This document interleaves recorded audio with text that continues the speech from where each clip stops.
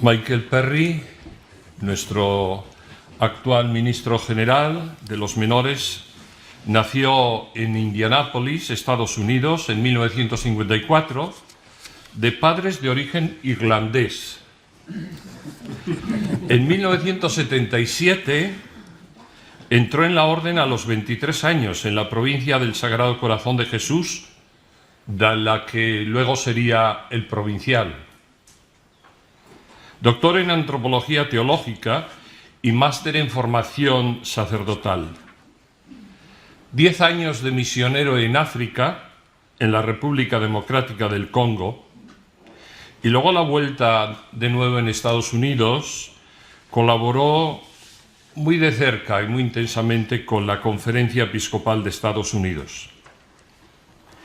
Por dar algunos rasgos más personales de él, yo destacaría que estamos ante una persona con una gran capacidad de escucha y de diálogo. Los que le hemos tratado un poco más de cerca, transmite esa imagen. Peregrino inagotable por todos los rincones donde viven sus casi 14.000 hermanos menores repartidos por el mundo, le ha permitido conectar con una enorme variedad de sensibilidades culturales, de modos de vivir y sentir y ser hermanos menores, siempre rodando. Y cuando tiene un poquito de tiempo libre, también rodando en bici, que es su gran afición. En eso compartimos una afición común, pero a él le luce un poco más que a mí. Su pasión por recuperar y vivir hoy nuestra identidad de hermanos menores le dota de una sensibilidad especial para dialogar entre las diversas culturas, las diversas sensibilidades, en conectar con tradiciones históricas distintas dentro de esa misma identidad franciscana. Bien, pues todo ello yo creo que le capacita para tratar el tema de hoy y para poder construir en este momento puentes de comunión, de diálogo, de escucha dentro de la familia franciscana, dentro de la Iglesia y dentro de esta enorme pluralidad cultural en la que hoy, con este fenómeno de la globalización, todos conectamos.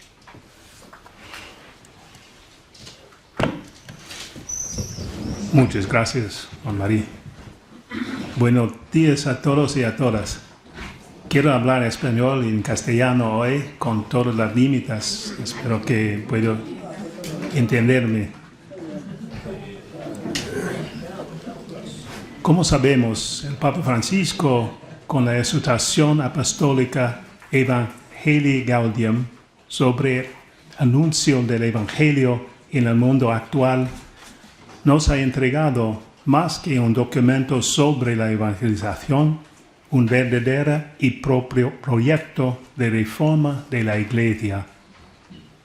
Lo que aparece en la carta apostólica Evangelii Gaudium es una visión de la Iglesia que es muy, segundo mi parece, muy franciscana, es decir, un modelo relacional de la Iglesia. Dios con el pueblo con Dios, miembros de la Iglesia en relación entre sí, una Iglesia que se extiende como una comunidad misioneras que invita a todos a relacionarse con Dios y por el bautismo entrar en el cuerpo de Cristo, la Iglesia. Podría incluso decir que Evangelii Gaudium representa una eclesiología franciscana, basada en el amor ilimitado de Dios, que en la Trinidad modela para nosotros lo que realmente significa vivir como miembros del único cuerpo de Cristo. Queriendo sintetizar con una expresión este proyecto, desde tiempo atrás se viene mencionada la fórmula Iglesia en salida, usada varias veces por el mismo pontífice dentro del documento y otras ocasiones.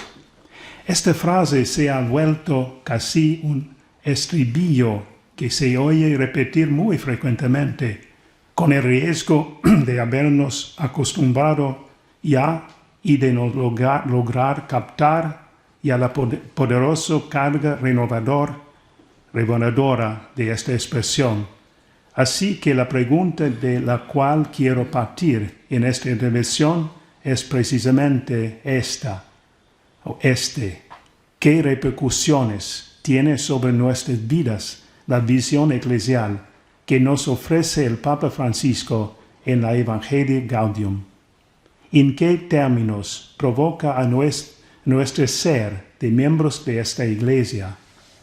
¿En qué dirección estamos llamados a caminar como franciscanos en nuestro anuncio del Evangelio de Cristo a los hombres y a las mujeres de hoy? Me parece importante plantearnos estas preguntas porque nuestra voluntad de estar siempre súbditos y sujetos a los pies de la misma Santa Iglesia, para emplear la misma frase usada por San Francisco en la regla, sigue siendo verdadera en la medida en que sepamos recoger los retos que la Iglesia nos lanza y por consiguiente tengamos el valor de cambiar nuestro estilo de vida cuando éste ya no es capaz de transmitir el mensaje evangelio.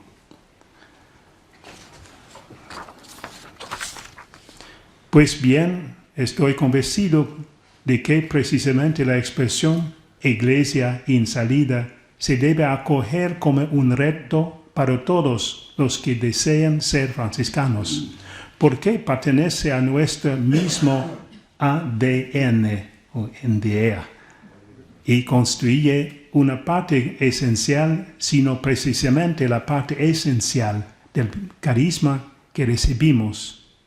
Recordemos cómo San Francisco mismo comenzó su secuela Christi precisamente con una salida, un éxodo, después de haberse despojado de los vestidos paternos y haber acogido por el obispo Guido de Asís, que los cubrió con su manto. Francisco abandonó la seguridad de los muros de la ciudad para salir a encontrar a Cristo en los leprosorios. Por tanto, la misión de Francisco desde sus comienzos se caracteriza como la misión de una iglesia en salida. Francisco, aún antes de que el Señor le diera hermanos, no está solo, no va por el mundo a título personal, sino que vive bajo el manto de la iglesia y actúa en el nombre de ella. Esta salida de Francisco de la ciudad se cumple pues en profunda comunión con la Iglesia y es un elemento que marcará toda la vivencia franciscana. A diferencia de muchos que en la misma época salieron de la Iglesia para anunciar el Evangelio de Cristo, Francisco, por el contrario, él mismo se hace Iglesia en salida para llevar a Cristo hacia el mundo. En esta, su primera y frontal experiencia de comunión, a la que no renunciará jamás. En efecto, la vocación de San Francisco es radicalmente eclesial y vivida en profunda comunión con la Iglesia de su tiempo y sus representantes, como se había refugiado donde el pobre sacerdote de San Damián cuando era perseguido por su padre, cómo se dirigía a los sacerdotes para hacerse explicar la Escritura. Así, cuando le llegaron hermanos que quieren compartir su vida, la primera cosa por la que se preocupa es pedir al Señor Papa la aprobación de tal experiencia. Y cuando ya es famoso y cabeza espiritual de un movimiento religioso en continua expansión, no duda en pedir a la Iglesia un cardenal que sea Señor, protector y corrector de toda la fraternidad. Por lo tanto, es siempre y solo dentro de esta fuerte comunión eclesial como Francisco vive su propio anuncio de Evangelio. En toda la vivencia de Francisco es evidente cómo el carisma nace y se desarrolla en el seno de la Iglesia, en una relación ciertamente no siempre fácil, como nosotros sabemos. Basta pensar en las vicisitudes de la aprobación de la regla, pero teniendo siempre constantemente cuidado de no romper un vínculo que es percibido como vital. Mantener y fortalecer continuamente esta relación es importante porque la profundización del carisma, la especificidad de la propia vocación, no puede subsistir por fuera de ese específico contexto eclesial en que se encarne de tiempo en tiempo, de región en región. Carisma y contexto eclesial deben ser siempre vividos juntamente para no correr el peligro de ser originales, pero insignificantes. Así que se necesita una gran capacidad de discernimiento para captar las instancias siempre nuevas que surgen en las diversas realidades eclesiales en que vivimos, y es necesario un gran compromiso para responder a ellas y no limitarse a repetir modelos de anuncio que cada vez más rápidamente resultan obsoletos.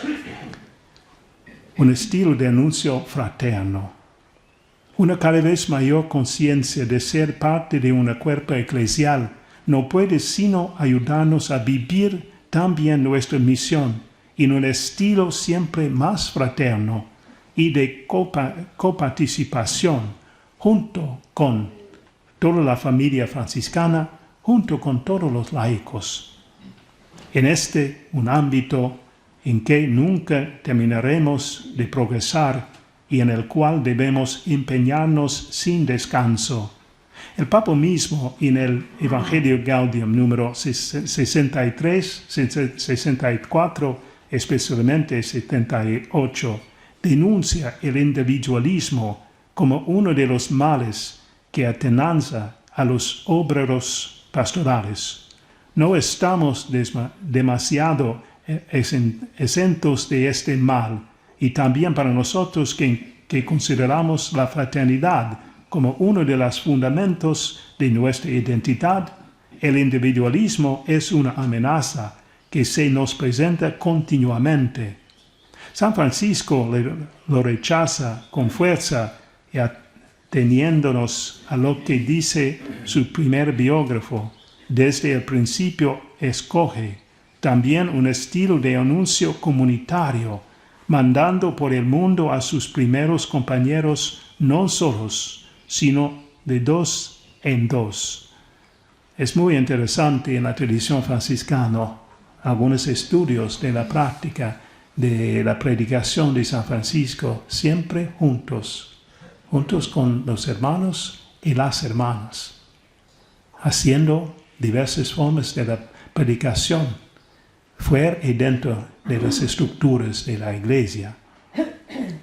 El anuncio del Evangelio nace así del testimonio de una fraternidad, de una comunidad, o quizás mejor, de una comunión de vida. Si aunque queremos que este estilo de anuncio más fraterno, más relacional, nos caracterice también hoy, es importante privilegiar entre los diversos ámbitos de evangelización aquellos en que la dimensión fraterna puede manifestarse mejor. En efecto, para vivir el carisma no basta alimentarse de él, sino que hay que testimoniarlo. Si afirmamos que la fraternidad está en la base de nuestra espiritualidad franciscana, nuestro anuncio del Evangelio tampoco podrá dejar de estar permeado por esta característica. Ya no basta pues pensar en la fraternidad como en el modo propio de vivir las relaciones entre nosotros, sino que ella debe constituir también el estilo como nos presentamos al exterior, porque la fraternidad es la forma de nuestra propuesta de vida evangélica. En este principio de fraternidad, como elemento fundamental y esencial de la participación de los franciscanos en la misión unificada y evangelizadora de la Iglesia, es válido para todos los franciscanos, la primera, la segunda y la tercera orden. El don de la fraternidad que recibimos libremente de Dios y en el que debemos invertir tiempo, energía y oración no es para nosotros. Todos los regalos que recibimos, especialmente los dones espirituales, están destinados a ser compartidos para ser regalados. Esta es el corazón de la evangelización misionera de la Iglesia, la lógica de regalo que el profesor Francesc Terralbo habló ayer. También está en el corazón de la evangelización franciscana misionera en la Iglesia.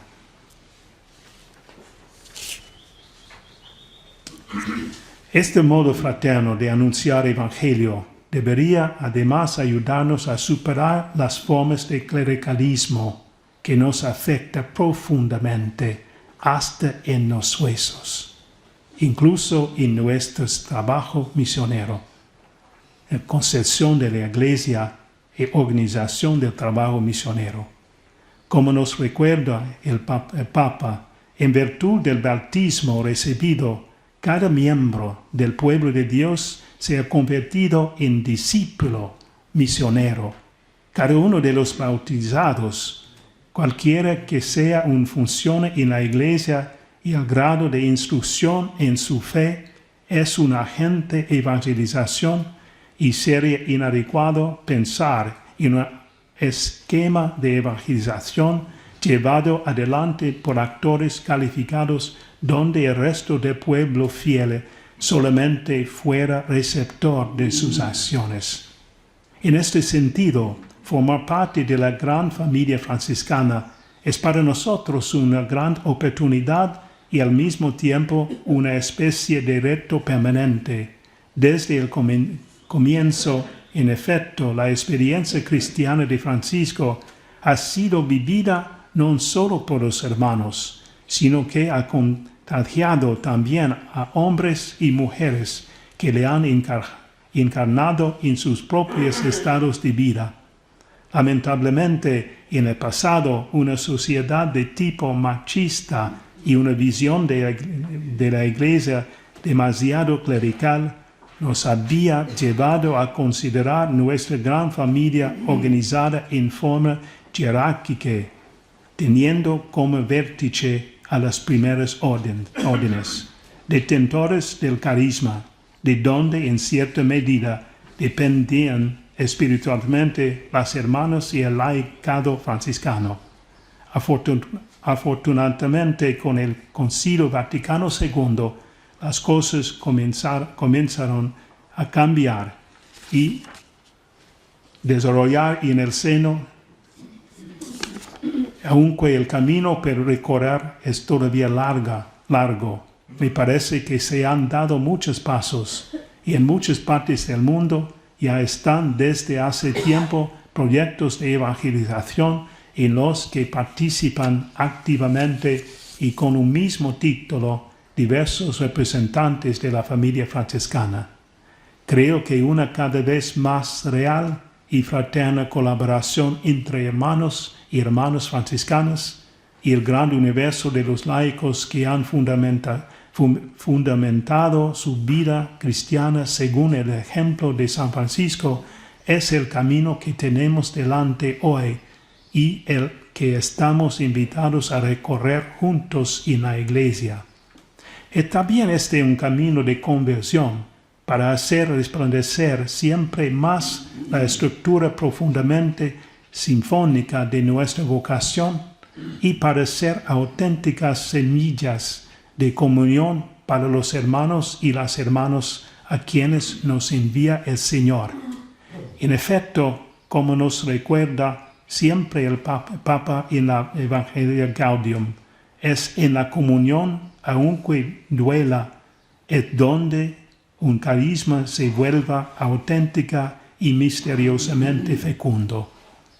Me parece, pues, que el individualismo por el que a menudo somos tentados lleva consigo otro gran obstáculo para este proyecto de evangelización, que es la autorreferencialidad, la cual arriesga a hacernos centrar demasiado en nosotros mismos y nos impide encontrar verdaderamente al otro, allí donde se encuentra. Me parece que se trata de un peligro que corremos, tanto en el plano personal como institucional. En el nivel personal estamos más habituados a pensar en nosotros mismos, como imanes que atraen hermanos y hermanas y miden el éxito de su propia acción misionera según su propia fuerza de atracción, que a considerarnos como verdaderos y propios enviados, como hombres y mujeres llamados a estar con los hermanos y las hermanas entre los cuales vivimos. Es suficiente citar las palabras de la regla non bulada sobre cómo San Francisco quería que los hermanos estuvieran entre los saracenos y otros infieles, intergentes, modelo de las presencias franciscanas misioneras, para darnos cuenta de la distancia que a veces nos separa de este ideal. Francisco pensaba que lo esencial para todos aquellos de sus hermanos que iban a misión fuera, aún antes del anuncio evangélico, el testimonio de la fe en el compartir de la vida con todos. Nosotros, en cambio, estamos tentados a pensar que el éxito de la misión depende del número de hombres y mujeres que logramos conducir a la fe, a la parroquia, a nuestros grupos, a nuestras misas. Francisco nos invitaba a ir y a estar con los demás, mientras nosotros corremos el peligro de llamar a los demás para que estén con nosotros. Precisamente para Francisco y sus primeros compañeros no era necesario que los hermanos poseyeran casas o lugares donde habitar. ¿Por qué? Porque su vida se desenvolvía en las casas de aquellos que de cuando en cuando los hospedaban y a los cuales los hermanos les llevaban con sencillez su anuncio de paz. En el plano institucional, en cambio, la autorreferencialidad puede tomar la forma de un excesivo apego a nuestras estructuras, a nuestra historia y a nuestras tradiciones, que nos bloquea para arriesgarnos en nuevas experiencias, en puestos nuevos, entre gente nueva. De esta manera, quizás empeñamos gran parte de nuestras fuerzas en conservar y tratar de hacer sobrevivir gloriosas y santas realidades que, sin embargo, hoy pueden aplastarnos y hacernos desaparecer, mientras el único modo de desaparecer que se nos pide es el de la levadura, que se pierde en las masas para fermentarla. Somos llamados a usar un poco más. Por eso hoy, como franciscanos, estamos en especial sintonía con la invitación que nos dirige la Iglesia a salir de nuestro individualismo, de nuestras estructuras, para abrazar todavía más auténticamente al mundo en el cual vivimos. Es un mundo que está en crisis y que está buscando signos de una nueva dirección que conduzca a la refundación de la identidad de la persona humana, que queda atrapada en el vórtice del cambio constante, la incertidumbre, incluso el miedo, la crisis antropológica de que se habla tan a menudo. Nuestra participación en la misión evangelizadora de la Iglesia exige que entremos en la lucha con toda la humanidad y también con el universo creado, Laudato Si, y que juntos con la humanidad buscamos el camino de Dios hacia un futuro más humanizado, abierto a lo trascendente, a lo sagrado, a Dios. La invitación que dirige el Papa Francisco en el número 24 del Evangelii Gaudium es atrevernos un poco más a tomar la iniciativa. La sentimos realmente como dirigida a nosotros y deseamos acortar las distancias con la gente para dejarnos involucrar por sus vidas, por sus gozos y por sus sufrimientos, para acompañar a la humanidad en todos sus procesos, por más duros y prolongados que pueden ser. Mientras nos armamos de mucha paciencia, porque sabemos que vendrá el tiempo de fructificar, sin perder la paz por la presencia de la cizaña en el campo.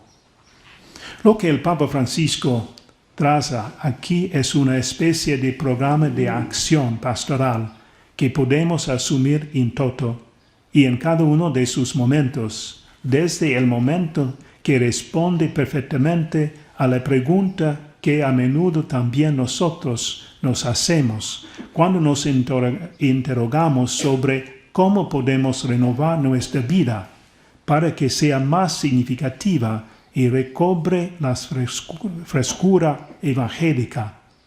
Las indicaciones esenciales que señala el Papa son muy concretas e interpelan a cada uno. Estoy convencido de que el persistente deseo de renovación que acompaña a nuestra historia, esta santa inquietud que ha estado en el origen de tantas reformas, está en el corazón de todo verdadero franciscano, pero demasiado a menudo se ha tratado de considerarla como algo que se debe arreglar a la edad juvenil, caracterizado por pasiones que ya no nos pertenecen. Así, mientras vemos con benevolente simpatía las opciones valientes que muchas veces emprenden los más jóvenes de nosotros en busca de una mayor autenticidad, no nos dejamos involucrar en ellas porque las consideramos superiores a nuestras fuerzas. En cambio, el Papa nos ofrece aquí un programa de evangelización al igual que eficaz, al alcance de cada uno, porque tiene su fundamento en lo que es el centro y el sentido de nuestra vocación misma, la persona de Jesús, que lava los pies a sus discípulos. Este gesto de Jesús, constitutivo para San Francisco de ser verdaderamente hermanos y menores, debe estar siempre en la base de la renovación de nuestro estar en medio de la gente, en medio de la Iglesia.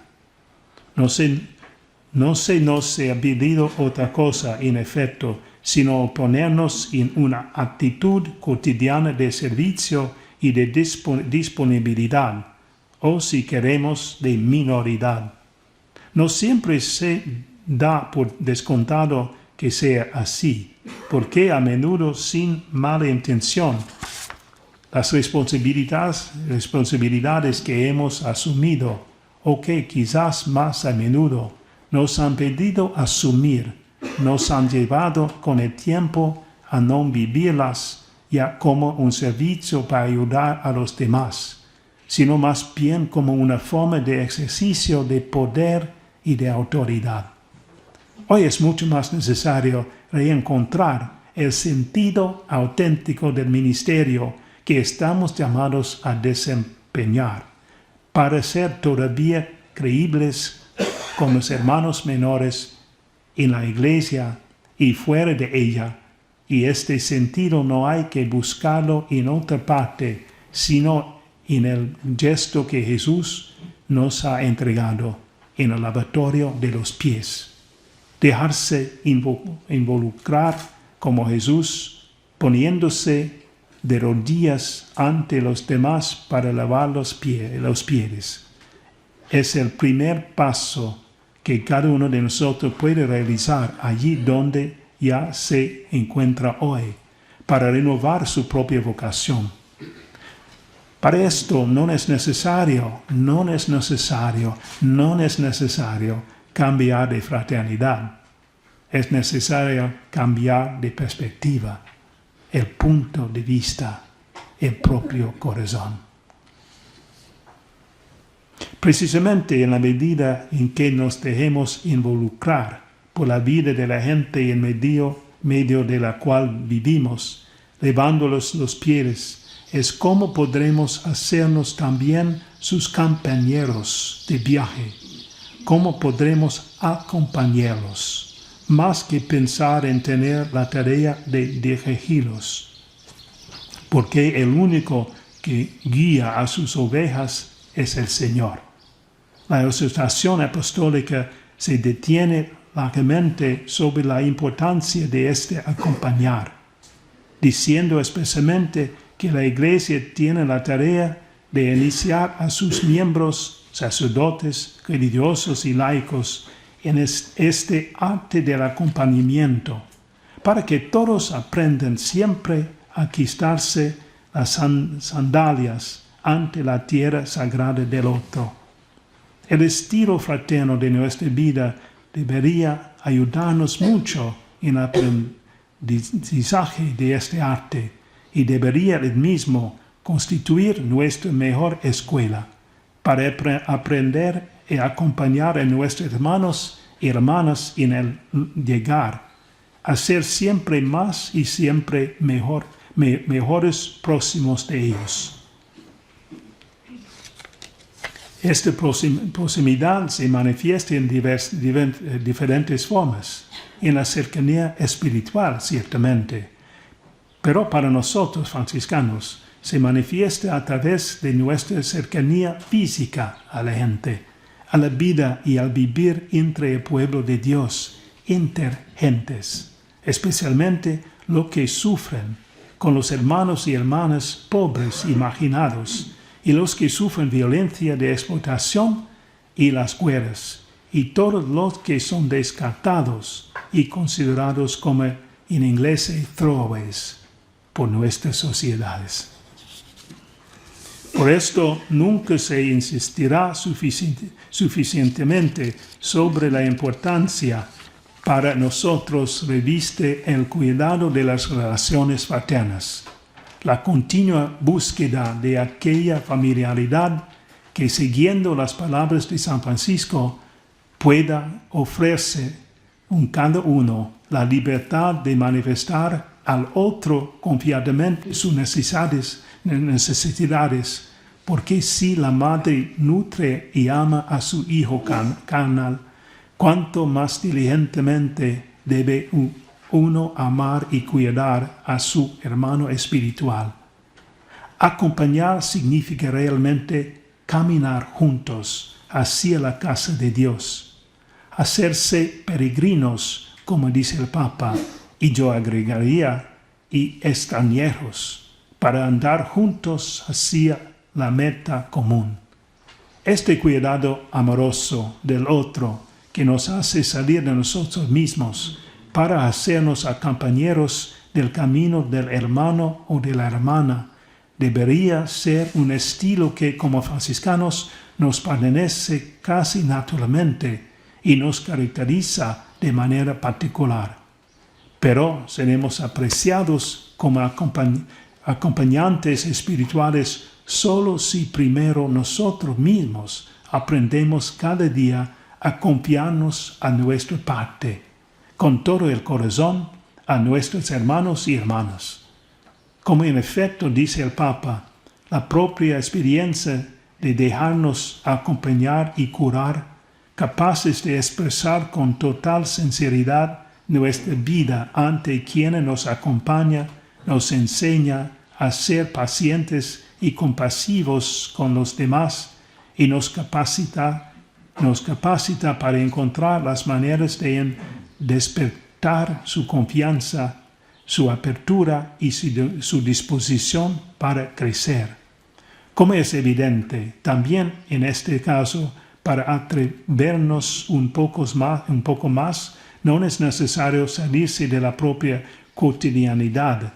Cada cual puede comenzar a hacerlo desde hoy, continuando haciendo lo que ya está haciendo, con las mismas personas con quienes ya está viviendo. Dejándonos implicar y haciéndonos compañeros de viaje es como aprendemos otro arte muy importante, que es el de la paciencia. En la paciencia de la fe, que tiene en sí la certeza de que la semilla dará fruto a su tiempo, incluso cuando este tiempo no sea el tiempo que quisiera el sembrador. Por desgracia, hoy es cada vez más difícil conservar esta paciencia porque estamos enseñados a tener todo y ya mismo. Es verdad, ¿no? En este mundo, todo y ya mismo. Hemos manipulado incluso a la naturaleza para tener los frutos fuera de estación y fuera de sus ambientes naturales. Podemos tener la luz a nuestro antojo, incluso de noche, el calor cuando hace frío y el frío cuando hace calor. Son progresos maravillosos, pero tienen el peligro de hacernos olvidar los ritmos de la naturaleza y el respeto de sus tiempos. La presunción de ser nosotros quienes podemos dictar estos tiempos nos ha llevado no solo a producir trastornos en el orden natural, de lo cual ya hoy hemos comenzado a pagar caras las consecuencias, como Papa Francisco dice en Laudato Si, sino que se ha transformado en una actitud que lamentablemente corremos el peligro de asumir, incluso frente a nuestros hermanos y hermanas. Así quisiéramos poder ver el fruto de la palabra, sembrar en ellos según tiempos que decidimos nosotros, ilusionándonos de ser nosotros también en este caso, quienes señalamos los ritmos del crecimiento. La exhortación apostólica nos recuerda, en cambio, que la comunidad evangelizadora sabe de esperas largas y de aguante apostólica. La evangelización tiene mucho de paciencia y evita maltratar límites. Es importante que nosotros, precisamente como franciscanos, sepamos practicar esta paciencia, que es la paciencia de quien está en armonía con toda la creación, porque sabe ser parte de ella y no su amo. San Francisco precisamente consideraba no solo súbdito y sujeto a todos los hombres que hay en el mundo, sino también a todas las bestias y fieras, para que puedan hacer de él lo que quieran en cuanto les sea dado de lo alto por el Señor. Esta obediencia a la creación y a sus criaturas no es otra cosa que la expresión de una comunión que nace del sentirse menores, ministros y siervos de todo ser viviente. Esa comunión que enseñó el mismo Jesús a su iglesia una vez más en el gesto del lavatorio de los pies.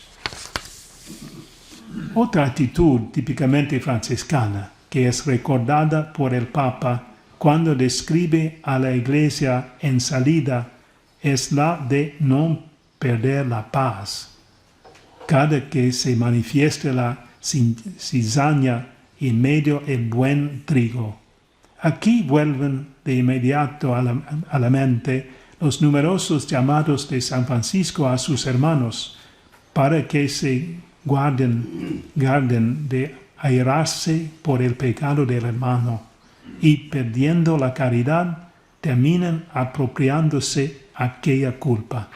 Sabemos cuán difícil es resistir a esta tentación, porque precisamente por el amor que tenemos a nuestras comunidades y a la misma Iglesia, frente a la manifestación del mal en nosotros y entre nosotros, quisiéramos al punto poder tomar la zaranda y limpiar inmediatamente el trigo, haciendo una buena hoguera con toda la paja.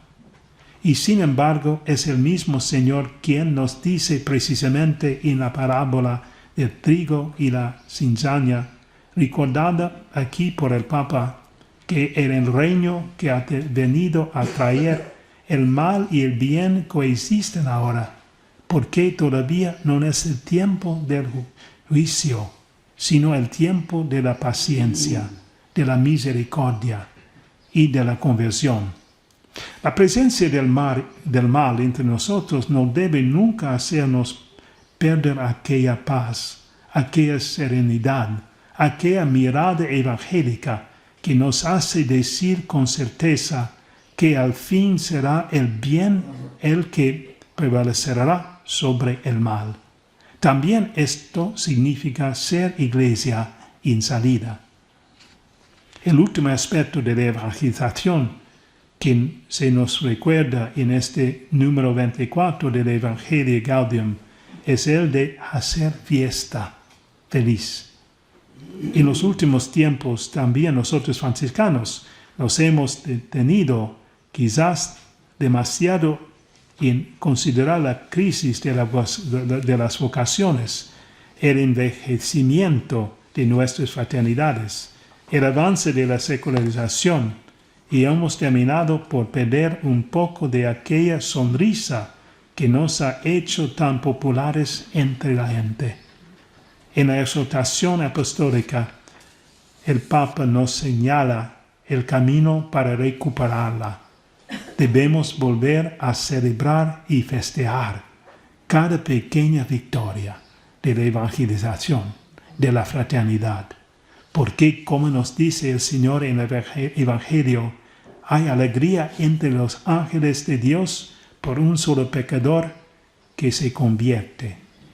Festejar entonces significa saber reconocer y gozarnos por la vida que cada día triunfa sobre la muerte, por cada vez que se rompe una cadena que tenía esclavizado a un hermano o hermana, por las muchas pequeñas situaciones con que diariamente entramos en contacto y que son otros tantos signos de la presencia del resucitado en medio de nosotros. Es importante recobrar esta mirada sobre las pequeñas cosas.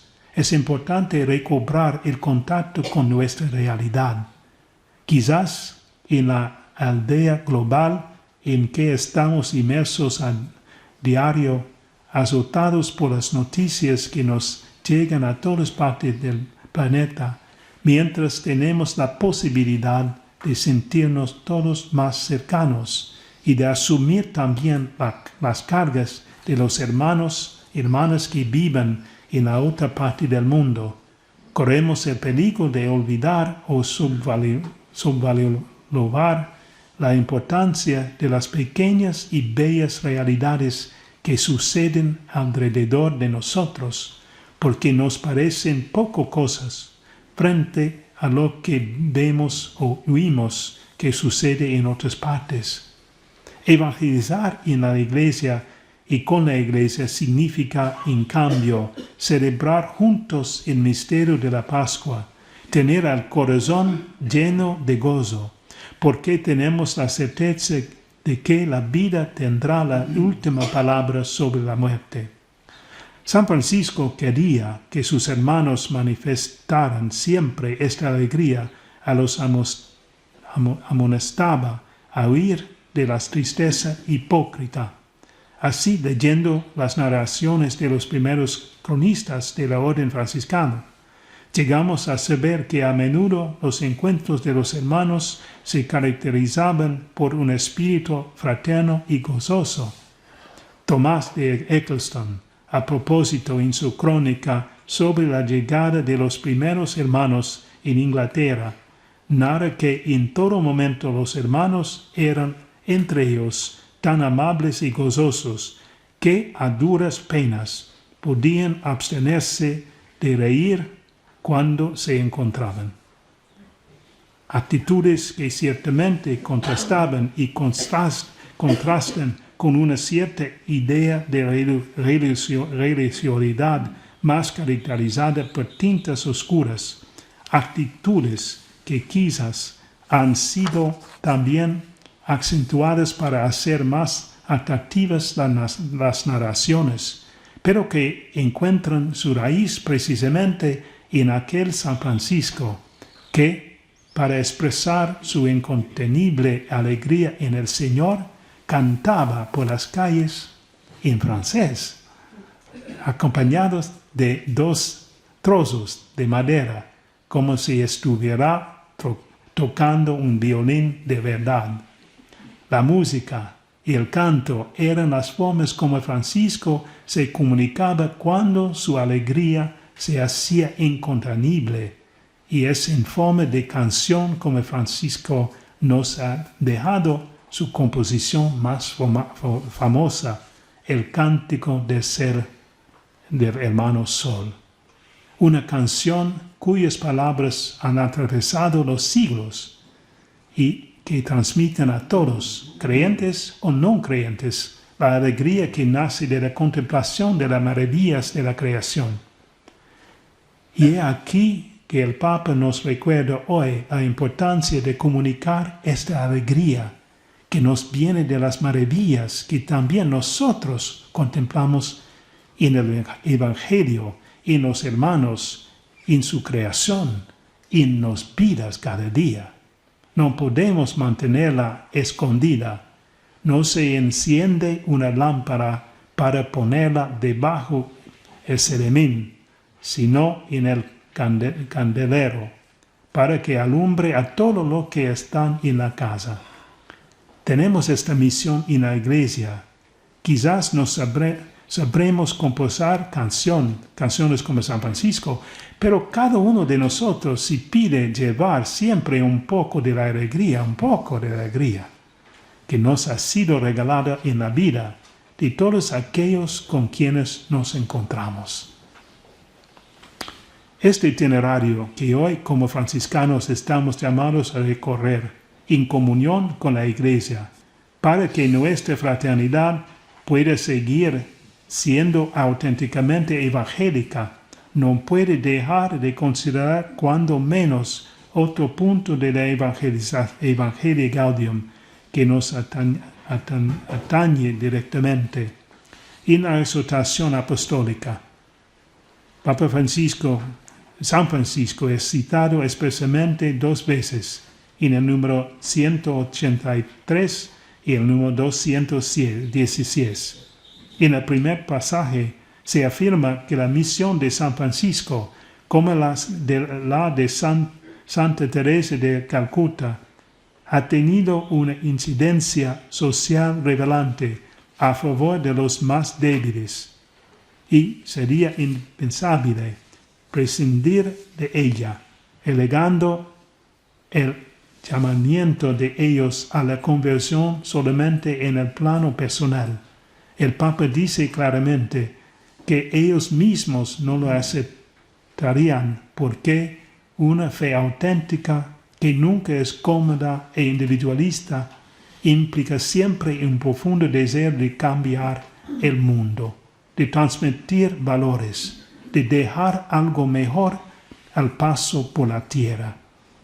El segundo pasaje, en cambio, está puesto el término de los números que se ocupan de la misión que tiene todo cristiano de cuidar la fragilidad, y en él se afirma que pequeños pero fuertes en el amor de Dios, como San Francisco de Asís, todos los cristianos estamos llamados a ocuparnos de la fragilidad del pueblo y del mundo en que vivimos. Este llamado a hacernos cargo de la fragilidad de nuestros hermanos y hermanas y de nuestra hermana Madre Tierra es muy urgente. Lo era ya en tiempo de Francisco, pero quizás hoy lo es más todavía en nuestros días en que las categorías de los excluidos parecen aumentar. En un mundo en donde la ley del más fuerte parece haber vuelto a ser la única que regla las relaciones humanas, como franciscanos sentimos la necesidad de reaccionar y no aceptar esta lógica. Como San Francisco, si es necesario, estemos dispuestos a salir a nuestras ciudades de nuestras cómodas casas para ir a encontrar a los leprosos allí donde viven. Sabemos cuán numerosos, diversos en las diferentes partes del mundo son estas fragilidades, pero todos tienen un elemento en común: la exclusión, el no reconocimiento por parte de la sociedad. Nosotros, sintiéndonos llamados a ser en la comunidad eclesial signos particulares de fraternidad, desarrollaremos ser puentes para estos hombres y mujeres y reconstruir aquella comunión que se ha destruido. A este respecto, creo que sigue siendo una verdadera y propia joya de la enseñanza contenida en el episodio de los bandidos de Monte Casale. La pedagogía usada por San Francisco para conquistar los corazones de los bandidos o ladrones que infestaban la zona y volverlos al seno de la comunidad sigue siendo todavía una enseñanza válida de lo que debería ser un estilo franciscano para ir al encuentro de cuantos hoy muchas veces son definidos empleando la categoría de diferentes. Lo mismo puede decirse del episodio ciertamente más famosa del lobo del Gubbio, narrado en el capítulo 21 de las florecillas. Francisco siempre se presenta como ejemplo de comunión, de pacificación, sobre todo respecto a aquellos que han sido excluidos de la comunidad, de los más frágiles, pero su acción siempre es doble. Estos dos episodios recordados nos dicen que Francisco no solo ayuda a los que habían sido excluidos a realizar un camino de reintegración en su contexto social, sino que al mismo tiempo ayuda a la sociedad a llevar a cabo el verdadero y propio camino de conversión, para que se dispongan nuevamente a la acogida para con ellos. También esta es una acción muy importante, yo diría igualmente importante, que a menudo se subvalora cuando realmente merece toda nuestra atención. Quizás, en efecto, no todos nosotros tenemos el don, la capacidad y los carismas para ir a hablar con los ladrones o con los lobos. Pero ciertamente, cada uno de nosotros puede empeñarse para que las comunidades en que vivimos se dispongan para su acogida. En último lugar, quiero decir algunas cosas sobre la llamada a la comunión, el proyecto de Dios para la Iglesia y el futuro de nuestros órdenes.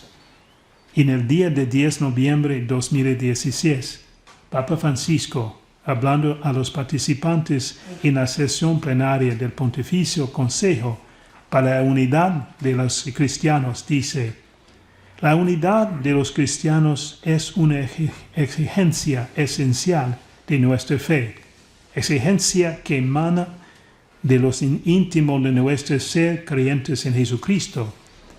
Invocamos la unidad porque invocamos a Cristo. Queremos vivir la unidad porque queremos seguir a Cristo, vivir su amor, gozar el misterio de su ser uno con el Padre, que es la esencia del amor divino. No basta con estar concordes en la comprensión del Evangelio, sino que es necesario que todos los creyentes estemos unidos a Cristo y en Cristo. Al mismo tiempo, el Papa Francisco dice que no es que es posible desenmascarar algunos falsos modelos de comunión que en realidad no llevan a la unidad, sino que la contradicen en su verdadera esencia. Según Papa Francisco, la unidad no es fruto de nuestros esfuerzos humanos, sino es un don que viene de Dios y antes de ser una meta es un camino. Papa Francisco dice que me gusta repetir que la unidad se hace caminando para recordar que cuando caminamos juntos, es decir, cuando nos encontramos como hermanos, hermanas, rezamos juntos, colaboramos juntos en el anuncio del Evangelio y en el servicio de los últimos, ya estamos unidos. Todas las divergencias teológicas y eclesiológicas que aún dividen a los cristianos se podrán superar solo a lo largo de esta senda, sin que nosotros hoy sepamos cómo ni cuándo. Sucederá según lo que el Espíritu Santo quiera sugerir por el bien de la Iglesia. Papa Francisco continúa diciendo que, en segundo lugar, la unidad no es uniformidad. Si nos dejamos guiar por el Espíritu, la riqueza, la variedad, la diversidad no se vuelve nunca en conflicto, porque Él nos impulsa a vivir la variedad en comunión. En fin, la unidad no es absorción, dice Papa Francisco. La unidad de los cristianos no conlleva un ecumenismo de marcha atrás, por el que alguien debería renegar su propia historia de fe. El ecumenismo es verdadero cuando es capaz de no centrar la atención en sí mismo, en los propios argumentos y formulaciones, sino en la palabra de Dios que exige ser escuchada, acogida y testimoniada en el mundo. Por ello, las comunidades cristianas están llamadas a no hacerle competencia, sino a colaborar. ¿Qué significa, pues, buscar la unidad, la fraternidad y la comunión dentro de la familia franciscana, y especialmente entre los conventuales, capuchinos y OFM? No tengo una respuesta clara, tengo ideas, opiniones personales. ¿Qué ejemplo estamos llamados a dar a la Iglesia, pero, y al mundo de hoy de comunión? Después del Papa Francisco, debemos ponernos de nuevo ante la palabra de Dios y abrir nuestros corazones y mentes a la invitación a Jesús a buscar primero el reino de justicia, de paz, juntos con Jesús, para permitir que el Padre nos dibuje en uno en Él, que nosotros somos invitados a la comunión fraterna. Estas son algunas reflexiones que he intentado compartir con ustedes. Espero que mi pobre español han sentido algunas cosas. Muchas gracias.